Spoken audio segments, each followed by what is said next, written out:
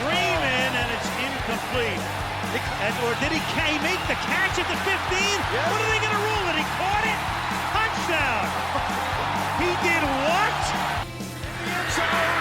It is caught for the win. Richard Rodgers with a walk-off touchdown. Total disbelief at Ford Field. Rushes on, has time. Looking, throws, middle, got us there. Breaking free to the 50. He may go all the way to the 20 down the right side. And there's Randall Cobb to the 5, to the end zone, to the touchdown. Oh my goodness. Hey everybody, welcome back to the Green and Golden Boys Packers podcast, the podcast for Packers fans in enemy territory. This is Marcus, and with me is Charles. Heyo. And today we are going to react live to the 2020 Packers schedule getting dropped. We are T-minus 2 minutes and 50 seconds until the schedule shows up on the Packers website. And for the fans out there who don't really know, Charles, can you tell us a little bit about how an NFL team's schedule gets created? Yeah, no, for sure. I think as Packer fans and probably some of our listeners who are, Vikings fans or Bears fans or Lions fans, they always think that the schedule is designed to spite them, and that it's always unfair. But hang on, isn't that how it's created? It is, yeah. For some reason, the Packers always have to favor the Packers. Yeah, always have the hardest schedule, and for some reason, we always play Seattle in Seattle. What's that about? But no, there's actually some logic to the madness that, when I learned about it however many years ago, is kind of interesting. So I just thought we would share, there's 16 games in a season. Obviously the six of them are super easy. You play each divisional team twice, right? One home, one away. So that takes care of 6 games. And then there's 4 games within your conference. So obviously we're in the NFC. So there's 4 games against one other division within our conference. So every team in our division has to play the same rival division, if you will, on the NFC side. And then we also play one AFC conference. So every single team within our division will also play that division as well. So right. So if you're following me on the math, that's 6 games within our own division, 4 games against another division within our conference, and 4 games within another division outside of our conference, which leaves 2 games left to be filled. And for those 2 games, the NFL looks to the 2 divisions that you guys did not play, and they pair you up with the team that finished in the same position as you did. So unfortunately for us, we are a first-place team. Woo-woo. But that means that we have to play 2 divisional games, and in this case, it's going to be against the 49ers and the Eagles, because both of those 2 teams finished first in their division. Because this is not the night that they're announcing which divisions each team plays. This is just the schedule in general. So we already kind of know a lot of the teams we're already playing. Okay, and then just remind me, which AFC division are we playing and which NFC division are we playing? So the NFC North, we're playing the NFC South and the AFC South. And that rotates each year over. So you basically play every 31 teams at least once over a 4-year period.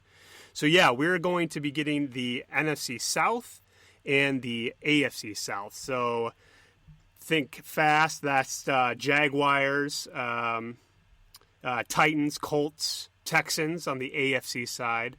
And then that's going to be New Orleans, Falcons, Panthers again, and Buccaneers. So we get to play Tom Brady.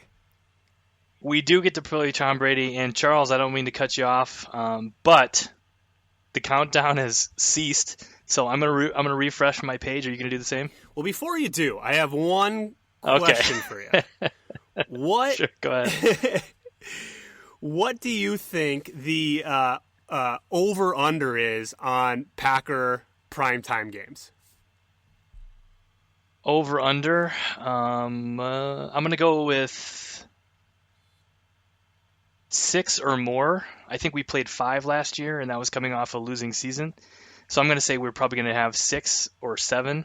You are correct. We had 5 Thursday night, Sunday night, or Monday night games last year, but we played 9 games that were also in that 3:30 time slot. So we had more games in, quote unquote prime time than we did at noon. So yeah, I'm gonna go with 5 Thursday night, Sunday night, or Monday night games, but I'm gonna say we're gonna have a couple of 3:30 games as well. Yeah, for sure. I'm gonna go ahead and say 6 like night games, and then a couple of those 3:30 games as well. Perfect. All right, well, let's refresh this page. Refresh.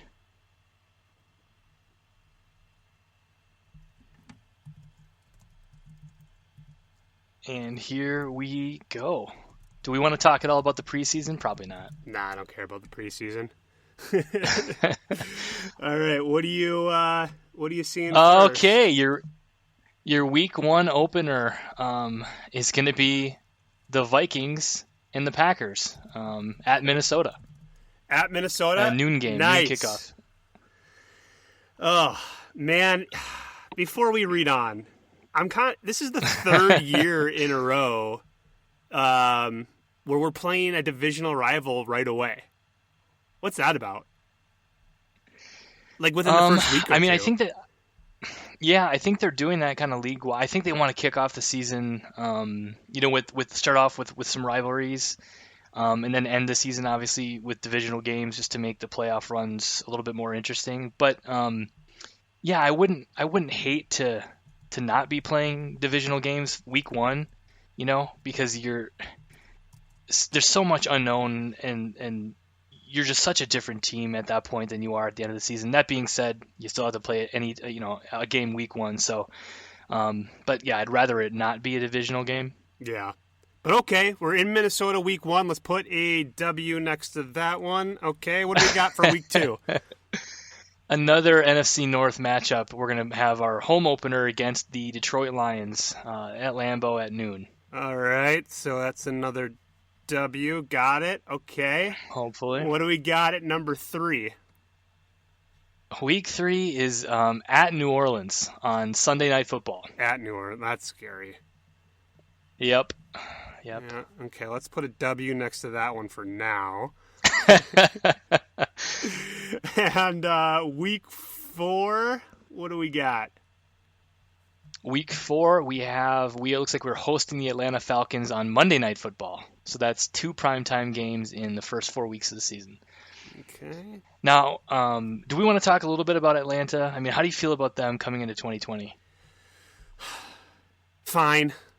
I mean, they're kind of always been they haven't always been our kryptonite, but they always scare me. They always seem to match up well against us, and maybe I'm just having flashbacks to the NFC Championship game a few years back, but they're just not who they were before, right?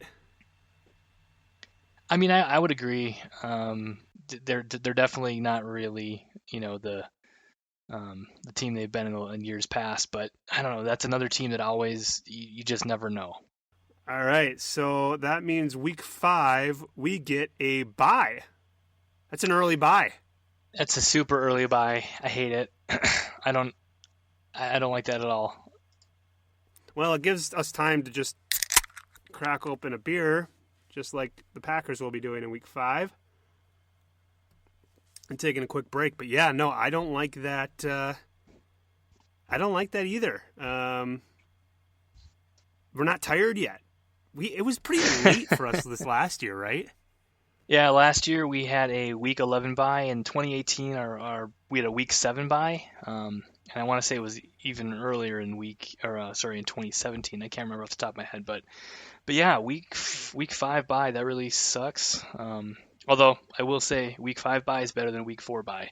So yeah, true. And McCarthy always had the winning record coming out of byes. I don't know. I can't remember what we did last year with LaFleur, but byes always seem to serve us well. So I guess let's see who we're playing the week after.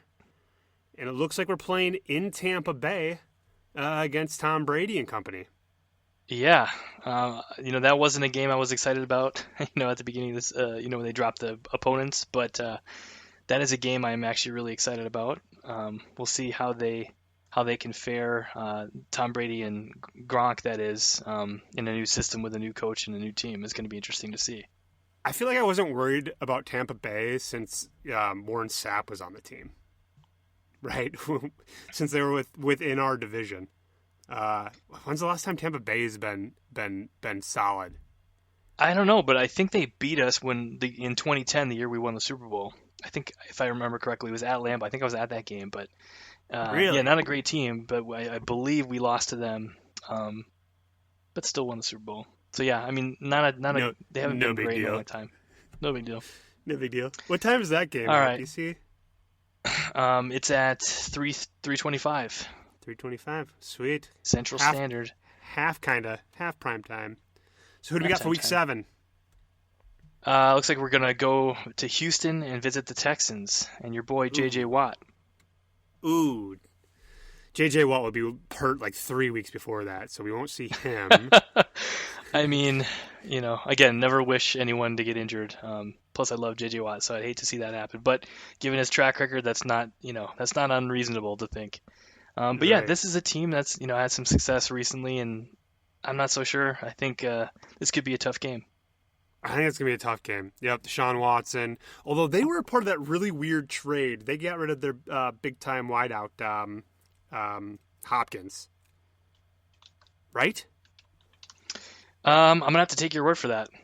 Yeah, they might be a weird team next year. So I'm going to go ahead and put a W next to that game as well. Here is one I'm not excited about. Week 8, and I say I'm not excited about it because we are hosting the Vikings the day after Halloween, November 1st. Not really going to be able to take advantage of the Lambeau, elements at noon the first day of November. That's so frustrating. See what I said earlier about the NFL trying to screw over the Packers. Now I'm convinced. Because the last 2 years, I'm pretty sure we played both of those games in Lambeau early in nice warm weather, and then in December in their dome. And I want freaking Kirk Cousins when it's snowing and it's negative 20 degrees out. You're right. I think we don't get our typical home field, home weather advantage in that game. Right. And are you saying Kurt or Kirk? Who really knows? I mean, I think the guy. I think the guy changes. I'm not sure he even knows. Yeah. It's one of the two. It's one of the two. It's one of the two. It's Kirk with a K for sure. But well, maybe. Also, I think you should continue to refer to him as Kurt Cousins, just ironically. Yeah. Yeah. What are you gonna do? And that's a tough game going into probably an even tougher game, which is week 9 at San Francisco.